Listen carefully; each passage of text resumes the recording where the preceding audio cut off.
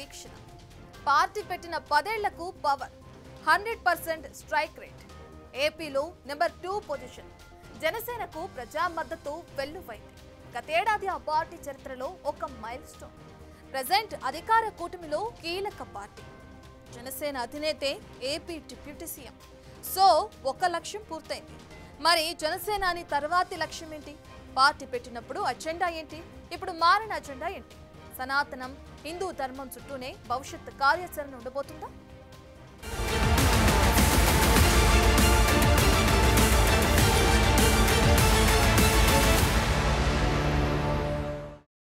పవన్ కళ్యాణ్ నా పేరు పవన్ కళ్యాణ్. ఒక పొలిటికల్ సునామీ. మీ తాతకి టీటీ నాయక్ చేశాడు, నేను భీమ్లా నాయక్ ట్రీట్మెంట్ నేను ఇస్తాను నీకు. Powerful strategy. జగన్ గుర్తుపెట్టుకో, అర్ధపాతాళానికి తొక్కకపోతే నా పేరు పవన్ కళ్యాణే కాదు, మా పార్టీ జనసేనే కాదు. జెండా ఎజెండాపై clarity. One day I'll come back to US, but not like this. The most powerful position, we will come back to US. Pawan regular mark politician కాదు. Something special. Broad mindset. దేశం, ధర్మం, సనాతనం అందరూ ఒకటే. ఇదే తత్వం. రాజకీయాల్లో అధికారమే అంతిమ లక్ష్యం కారాదు అని యూనిక్ స్టేట్మెంట్ ఇచ్చిన పవర్ఫుల్ లీడర్ పవన్ కళ్యాణ్. నిజానికి ఎవరు పార్టీ పెట్టినా అందరూ ఫైనల్ గా ఎదురు చూసేది అధికారం కోసమే. చేతిలో పవర్ ఉంటేనే పొజిషన్ పెరుగుతుంది, ప్రోటోకాల్ ఉంటుంది. కానీ దీర్ఘకాలిక లక్ష్యాలున్నవారి తన వెంట నడవాలని ఎప్పుడో పిలుపునిచ్చారు. కులాల లెక్కలొద్దంటారు. అందరూ ఒకటి అని ఒకటిగా ఉందామంటారు. ఇతర మతాలను గౌరవిద్దాం, మన మతాన్ని ప్రేమిద్దామంటారు. మైండ్లో మంచి మంచి లక్ష్యాలున్నాయి, ఆలోచనలు ఉన్నాయి. మరి ఇప్పటి రాజకీయాల్లో వీటితో భవిష్యత్తుందా? జనసేనను ఒక లెవెల్ నుంచి మరో లెవెల్కు తీసుకెళ్లారు పవన్ కళ్యాణ్. పార్టీ పెట్టిన 10 ఏళ్లకు అధికార పగ్గాలు చేజిక్కించుకున్నారు. 21 స్థానాల్లో అభ్యర్థులను నిలిపితే 21 చోట్ల గెలిచారు. 100% స్ట్రైక్ రేట్. రాజకీయాల్లో ఇది చాలా అరుదుగా కనిపించే సన్నివేశం. జనసేన ఆవిర్భావ దినోత్సవం సందర్భంగా ఆ పార్టీ రూట్ ఎక్కడ్నుంచి ఎలా మొదలై ఎలా టర్న్అవుట్ తీసుకుందో చూద్దాం.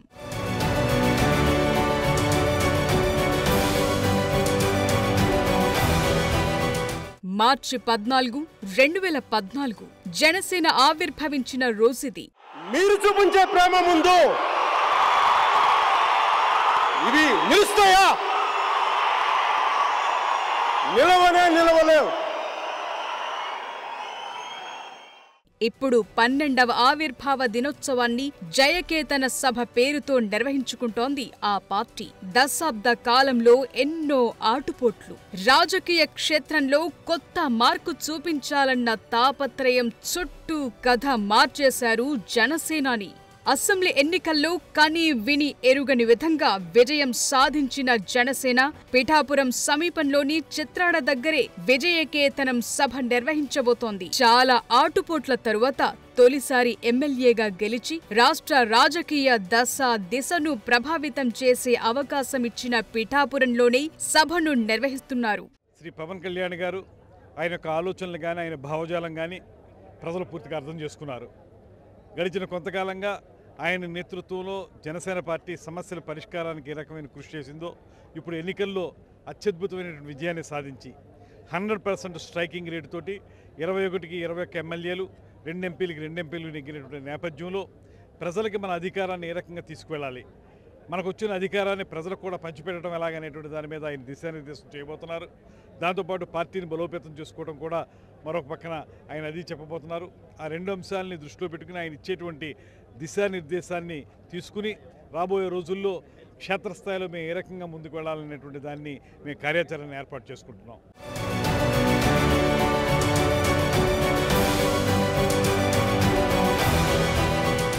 జనసేనకు ఉమ్మడి తూర్పుగోదావరి జిల్లా రాజకీయంగా సెంటిమెంట్ గా మారటంతో అక్కడే విజయకేతన సభ నిర్వహిస్తున్నారు.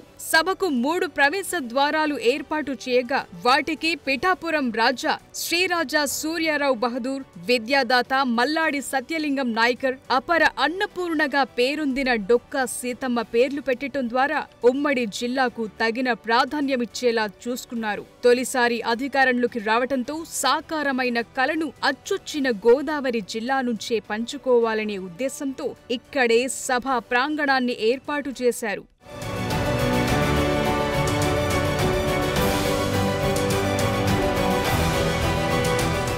పోరాటమే ఊపిరిగా మొదలై పుట్టిన జనసేన కాల పరీక్షకు తట్టుకుని నిలబడింది. నిధులు, విధులు, క్యాడర్, లీడర్షిప్ ఇలా రకరకాల సమస్యలు ఎదురైనా ఓవర్కమ్ చేసింది. ఇక వైసీపీ అధికారంలో ఉన్న టైంలో జనసేన మరింత రాటుదేలింది. ప్రజా సమస్యలపై ఎప్పటికప్పుడు ఎక్కడికక్కడ పోరుబాట సాగించింది. 2019 డిసెంబర్లో కాకినాడ కేంద్రంగా రైతు సౌభాగ్య దీక్షతో నాటి ప్రభుత్వాన్ని కదిలించారు పవన్ కళ్యాణ్.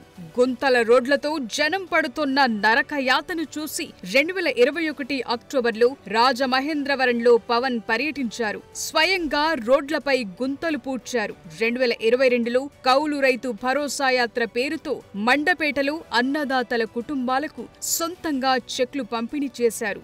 ఇవి జస్ట్ ఎగ్జాంపుల్స్ మాత్రమే.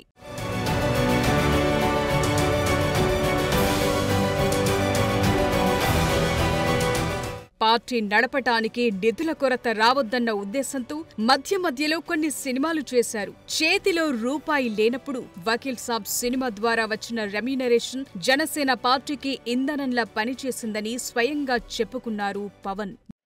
మేము వకీల్ సాబ్ నా నిర్మాత కూడా అయినా, ఎలాంటి నిర్మాత అంటే నేను బాగా కష్టాల్లో ఉన్నప్పుడు డబ్బులు లేవు, నా దగ్గర పేరుంది కానీ డబ్బులు లేవు, మార్కెట్ ఉందో లేదో తెలియదు. అలాంటి పరిస్థితుల్లో వచ్చి వకీల్ సాబ్ అనే సినిమా నాతో తీసి ఈరోజు జనసేన పార్టీ నడపడానికి ఇంధనంగా పనిచేస్తుంది వకీల్ సాబ్ సినిమా.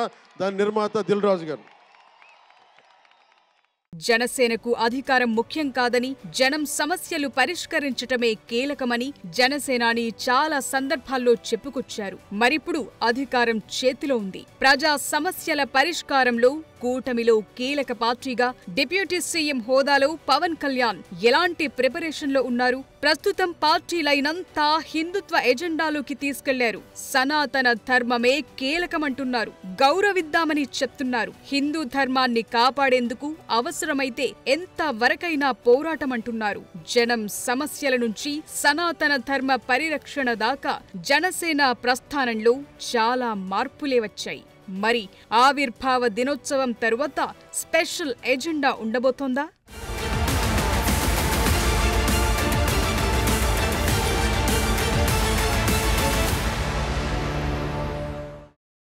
రాజకీయాలు ఎప్పుడూ ఒకలా ఉండవు. ప్రజాస్వామ్యంలో ప్రజల తీర్పే అంతిమం. అప్పుడే అందలమెక్కిస్తారు, కాదనుకుంటే కిందకి దించిస్తారు. సో ఇప్పుడు ప్రజా తీర్పు జనసేనకు అనుకూలంగా ఇచ్చారు. దాన్ని నిలబెట్టుకుంటూనే ప్రజా సమస్యలు పరిష్కరిస్తూనే మరో లెవెల్లో చేర్చాల్సిన భారీ లక్ష్యం జనసేన పవన్ కళ్యాణ్ ముందుంది. మరి దాన్ని ఎలా డీల్ చేయబోతున్నారు? జయకేతనం సభ ద్వారా పవన్ ఇచ్చే సందేశం ఏంటి?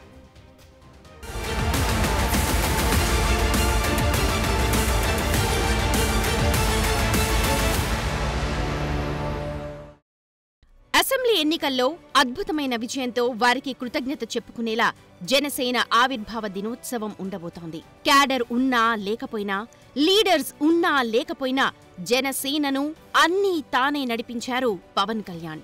2014 ఎన్నికల ముందే జనసేన ఏర్పాటు చేసినప్పటికీ ఆ ఎన్నికల్లో టీడీపీ, బీజేపీ కూటమికి మద్దతిచ్చిన పవన్ చంద్రబాబు సీఎం కావడంలో కీలక పాత్ర పోషించారు.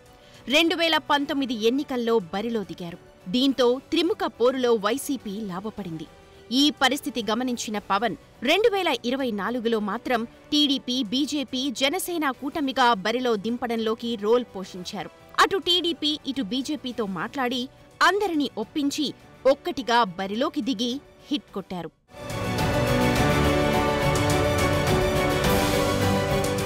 జనసేన పార్టీ రాజకీయ ప్రస్థానం 2014 మార్చి 14న ప్రారంభమైంది. కానీ అంతకు 5 ఏళ్ల ముందే పవన్ పొలిటికల్ ఎంట్రీ ఇచ్చారు. 2008 ఆగస్టు 26న చిరంజీవి ప్రజారాజ్యం పార్టీని స్థాపిస్తే అందులో యువరాజ్యం అధ్యక్షుడిగా పనిచేశారు పవన్. అయితే ప్రజారాజ్యం కాంగ్రెస్లో విలీనం అవ్వడం, ఆ తర్వాతి పరిణామాలతో సైలెంట్ అయ్యారు. వస్తే బలంగానే రావాలనుకున్నారు. తెలంగాణ ఏర్పాటు ఖాయమయ్యాక 2014 మార్చి 14న జనసేనను స్థాపించారు. ప్రశ్నిస్తానంటూ రాజకీయాల్లోకి అడుగుపెట్టి ఓపికగా పనిచేశారు. సినిమాల్లో పవర్ స్టార్, రాజకీయాల్లో జనసేనానిగా తనకంటూ ఓ క్రేజ్ తెచ్చుకున్నారు.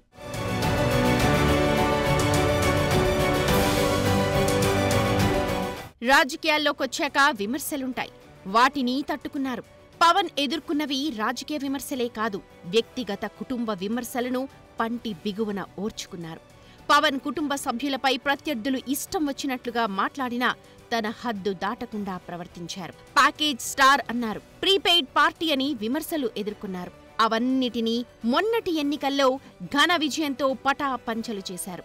ఉద్దానం కిడ్నీ బాధితుల తరపున పోరాటం, రాజధాని కోసం భూములిచ్చిన రైతుల తరపున గళం విప్పడం, ఒక దశలో హోదా కోసం కొట్లాడ్డం, ఇవన్నీ జరిగాయి. తుది శ్వాస విడిచే వరకు పార్టీని నడుపుతానంటూ శపథం చేశారు.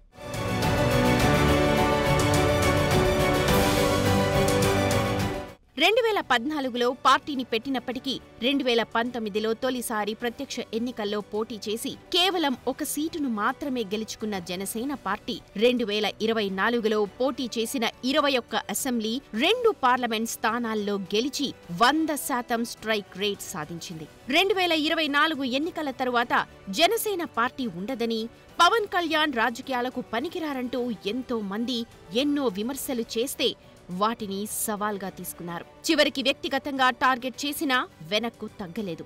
వారాహి యాత్రతో ప్రజలతో మమేకమయ్యారు. ప్రభుత్వ వ్యతిరేక ఓటు చీలనివ్వబోనంటూ బీజేపీ, టీడీపీని కలిపారు. సక్సెస్ సాధించారు. పవన్ కళ్యాణ్ గారిని గెలిపించిన పిఠాపురం ప్రజలకి కృతజ్ఞత తెలుపుకుంటూ, మాతో నిలిచి జెండా మోసిన మా జన సైనికులు, వీర మహిళలు వాళ్ళందరినీ కూడా ఇందులో భాగస్వాములు చేయడానికి కోసం ఒక ప్రయత్నం చేశాం. 14 కమిటీలు ఏర్పాటు చేశాం. దాదాపు 450 మందికి అందులో అవకాశం కల్పించి అనేక బాధ్యతలు అప్పచెప్పాం. అనుకున్న దానికన్నా ఎక్కువగా సౌకర్యాలు కల్పించాలి, ఏర్పాట్లు చేయాలి. వచ్చిన ప్రతి అతిథిని చాలా జాగ్రత్తగా మనం చూసుకోవాలనే భావన మా అందరిలో కూడా సమిష్టిగా ఏర్పడడంతో ఒక అద్భుతమైన కార్యక్రమంకి సిద్ధమయ్యాం. మొన్నటి అసెంబ్లీ ఎన్నికలకు ముందు జనసేన ఓ రాజకీయ పార్టీ మాత్రమే.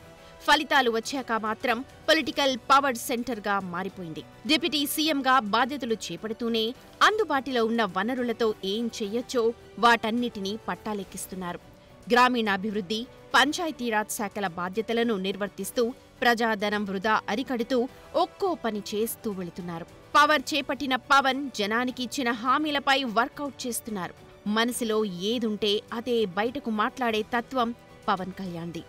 సాధారణంగా ఏ పొలిటికల్ పార్టీ అయినా మత విశ్వాసాల విషయంలో కాస్త ఆచితూచి ఉంటాయి. తమది సెక్యులర్ పార్టీ అని అన్ని మతాలను సమానంగా చూస్తామంటుంటారు. అయితే పవన్ కళ్యాణ్ సనాతన ధర్మాన్ని రక్షించుకోవాల్సిన అవసరం ఉందని, తమ పార్టీ సనాతన ధర్మ పరిరక్షణకు కృషి చేస్తుందని బహిరంగంగా ప్రకటించడంతో పాటు తిరుపతిలో ఓ సభ ఏర్పాటు చేసి డిక్లరేషన్ కూడా ప్రకటించారు. దీంతో ఏపీలో సనాతన ధర్మ పరిరక్షణ బ్రాండ్ అంబాసిడర్గా పవన్ గుర్తింపు పొందారు. ఇతర మతాలను గౌరవిస్తూనే సనాతన ధర్మాన్ని పరిరక్షించుకోవాల్సిన అవసరం ఉంది అంటూ ధైర్యంగా చెప్పారు. దీంతో జనసేన పార్టీ ప్రస్థానంలో మరో స్టాండ్ తీసుకున్నట్లయింది. దీంతో పాటే ఇచ్చిన హామీలు నెరవేర్చడం, జనం ఆశీర్వాదాన్ని కంటిన్యూ చేసుకోవడం జనసేనకు, పవన్కు కీలకంగా మారాయి. రాజకీయాల్లో గెలుపోటములు సహజమే. అయితే విజయాన్నే కేర్ ఆఫ్గా చేసుకోవాలంటే ఇంకా చాలా శ్రమించాలి. ఆ దారి తనకు తెలుసు అని జనసేనాని అంటున్నారు.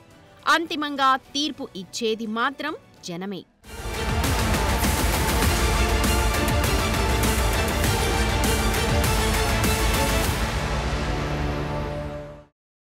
జనసేనాని అసలు వర్క్ పాలన పగ్గాలు చేపట్టిన ఈ సమయంలోనే మొదలైంది. ఇన్నాళ్లు ప్రతిపక్షంగా ప్రశ్నించారు. ఇప్పుడు అధికార పక్షంగా ప్రజా సమస్యలను తీర్చే పెద్ద బాధ్యత ఉంది. ఈ స్ట్రైక్ రేట్ను నిలుపుకోవాలంటే చేయాల్సిందెంతో ఉంది. For more videos like this, subscribe Big TV channel.